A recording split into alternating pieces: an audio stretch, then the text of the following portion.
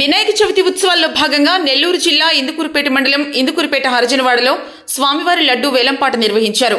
ఈ వేలంపాటలో టీడీపీ యువ నాయకులు దొడ్ల మల్లికార్జున్ మరియు షేక్ అస్మతుల్లా ఇరువురు పోటాపోటీగా వేలంపాటలో పాల్గొన్నారు. షేక్ అస్మతుల్లా 51,600 రూపాయలకు స్వామివారి లడ్డూను వేలంపాటలో కైవసం చేసుకున్నారు. ఈ సందర్భంగా కమిటీ సభ్యులు మాట్లాడుతూ కుల మతాలకి అతీతంగా స్వామివారి లడ్డూ వేలంపాట జరగడం సంతోషకరమన్నారు. అందరూ ఆహ్లాదకరమైన వాతావరణంలో వినాయక చవితి వేడుకలు జరుపుకోవాలన్నారు. ఈ కార్యక్రమంలో కమిటీ సభ్యులు చెల్లం మురళి, చెల్లం రాహుల్, చెల్లం మహేష్, ఈదురు చిన్న తదితరులు పాల్గొన్నారు.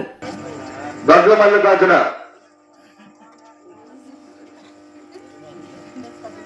12,000 అసంతలం 12,000 అబ్బా రసగుట్లు జరుగుతున్నాయా? ఈరోజు వినాయక చవితి లడ్డు వేలంపాట జరుగుతుంటే వచ్చి పాడాము.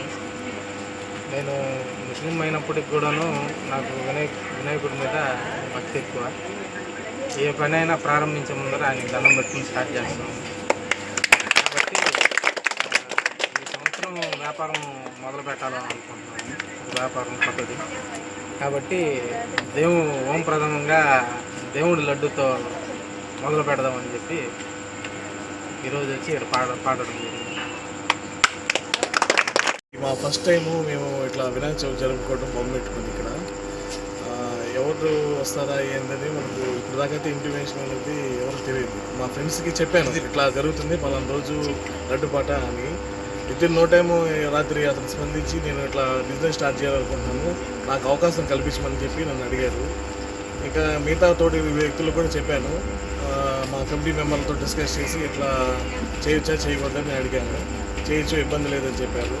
సో ఇట్లా ఈరోజు లడ్డుపాట 51,600 పాడడం చాలా సంతోషకరంగా ఉంది. అంటే ఇందుకూరుపేటలో కూడా ఇంత హైయెస్ట్ అనేది నేను ఎప్పుడు వినలేదు. అర్జునవాడలో అంతవరకు.